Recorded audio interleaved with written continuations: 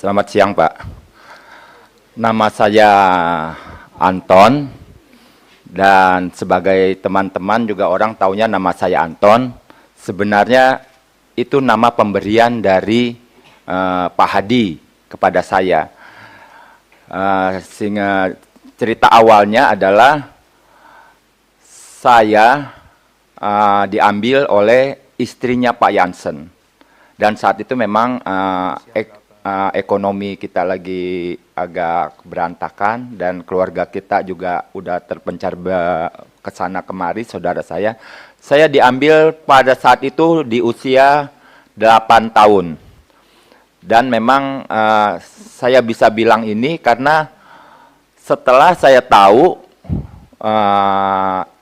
saya diambil mereka itu, lalu saya sama seperti yang dijanjikan oleh teman-teman itu, katanya, kamu ikut saudara, ini bukan orang lain, dia bilang.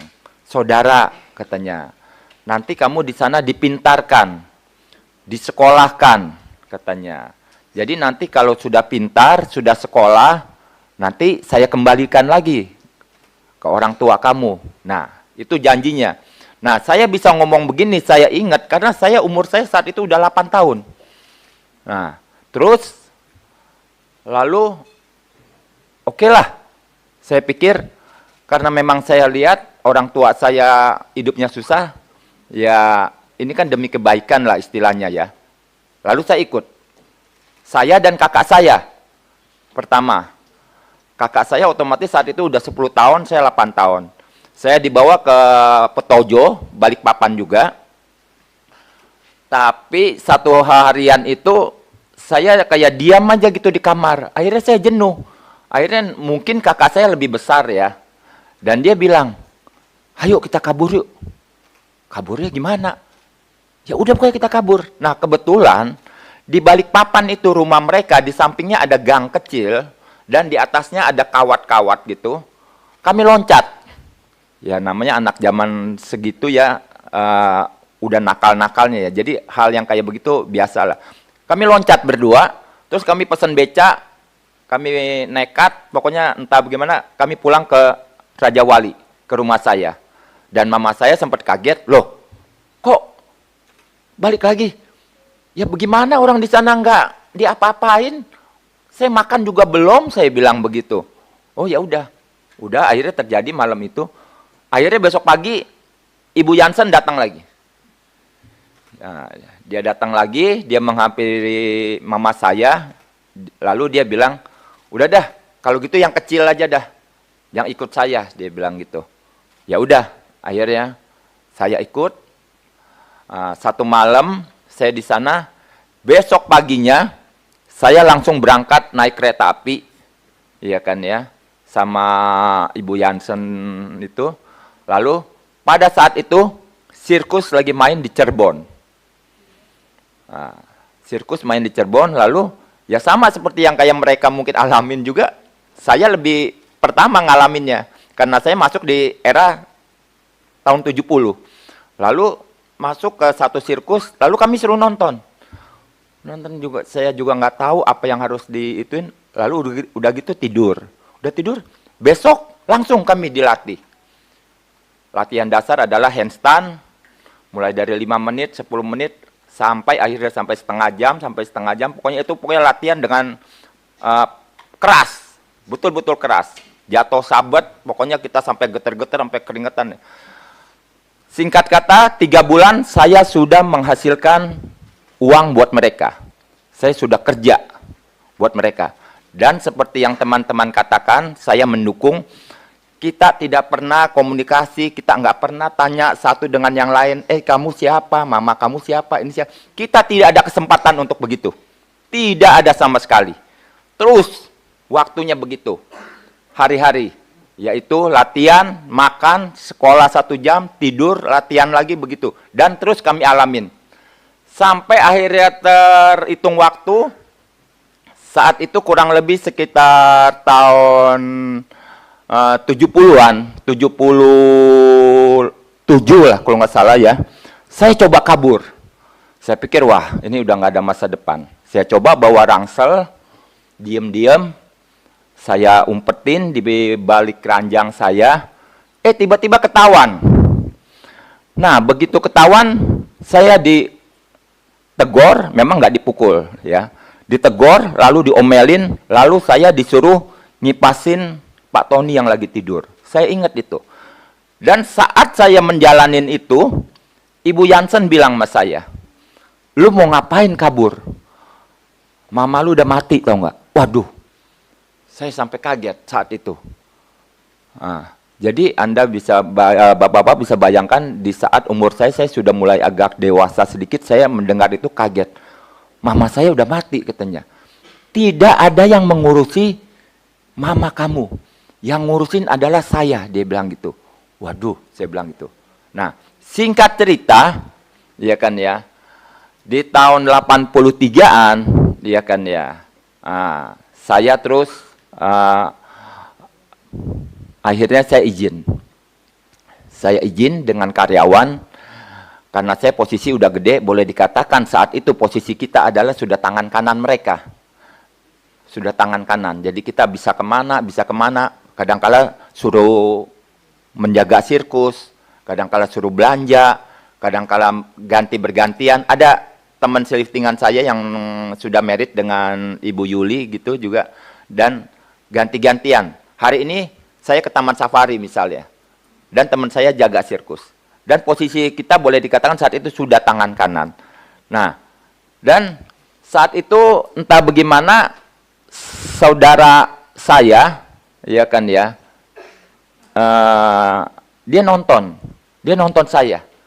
Dia bilang, "Ini kelihatannya kayak adik kita ya," dia bilang gitu. Lalu dia penasaran, dia mulai dari kelas kambing, terus dia turun ke kelas 1 kalau nggak salah. Masih tribun juga. Kayaknya iya nih. Lalu dia turun lagi, besokannya dia beli lagi, dia nonton di VIP yang paling mahal. Dia lihat, kayaknya iya. Dia bawa kakak saya lagi, penasaran. Nah, karena kami sudah besar-besar, biasanya kalau akhir show pertama, kami ini keluar. Suka membantu mengatur orang lagi masuk untuk show yang kedua selanjutnya. Dan saat itu kakak saya megat saya. Nah, dia tanya, "Nama kamu Apong ya?" Karena saya kecilnya dipanggil Apong. Waduh, saya sempat kaget juga. Karena yang tahu nama ini, teman-teman saya pun tidak tahu. Bos sirkus juga tidak tahu. Karena akte lahir saya itu lain. Lalu saya sempat kaget. "Benar nggak nama kamu Apong?" "Iya, benar." Lalu, saya punya ciri khas dalam satu keluarga. Jempol saya agak lain, ada persamaan dengan kakak saya. Lalu dia penasaran, "Kalau gitu coba buka kaos kaki kamu, saya mau lihat." Saya buka. Saya kasih lihat. "Wah, oh iya benar, nggak salah," dia bilang gitu. Nah, semenjak saya pas ketemu gitu, nomor satu yang saya tanya kepada saudara saya adalah, "Benar mama udah mati?" "Iya benar, tahun 73 mama meninggal."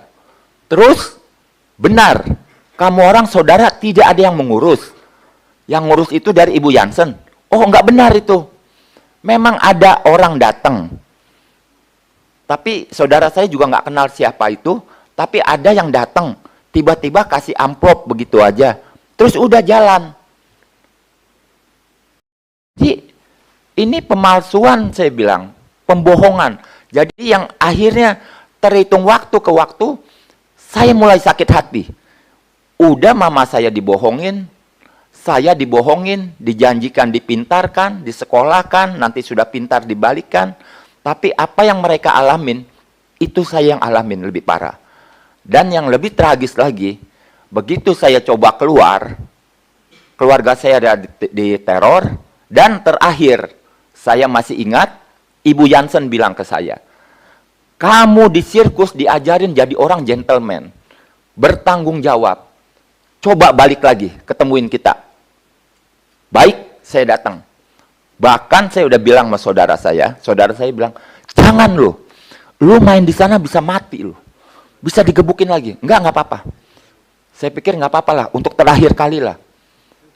Tapi saya cuma pesan ke saudara saya, kalau saya tidak balik, arti kata saya mati di sana. Karena saya tahu saya akan mengalami penyiksaan. Saya hadapin mereka. Dan benar apa yang saya feeling ternyata benar. Saya di situ dihantam habis-habisan dengan 3 bersaudara mereka. Iya kan ya. Dihantam habis-habisan, terutama Pak Fran, dia lebih sakit hati ke saya. Karena saat itu beruang yang saya main, ya, dia coba main. Padahal saya sudah bilangkan ke istrinya. Saya bilang, jangan coba-coba main beruang. Karena bahaya. Karena saya tahu, sifat Pak Fran itu orangnya gengsi dan tensinya tinggi. Nggak beda jauh dengan saya. Kalau dalam keadaan sekarang ya. Lalu dia coba main beruang, apesnya dia kena cakar mukanya. Yang saya dengar itu sampai 40 apa sekian jahitan. Dan mereka terus lari masih ke Jepang, bisa operasi. Dan saat itu saya digebukin habis-habisan dan saya terakhir dengar Pak Fran bilang, tolong ambil belati, saya mau belek mukanya. Saat itu saya udah mulai berpikir, kalau memang benar-benar sampai itu terjadi, saya akan loncat dari Pondok Indah. Tapi itu tidak terjadi. Tapi akhirnya setelah babak belur habis-habisan, saya dibikinin satu surat pernyataan bahwa orang yang namanya ini sudah tidak ada sangkut pautnya lagi dengan Pondok Indah, dengan mereka. Dan setelah saya keluar, saya baru tahu bahwa saya punya akte lahir, nama saya ini, dan mereka memalsukan bahwa saya lahir tahun 24 bulan 5, 64. Tapi saya lahir ternyata enggak begitu.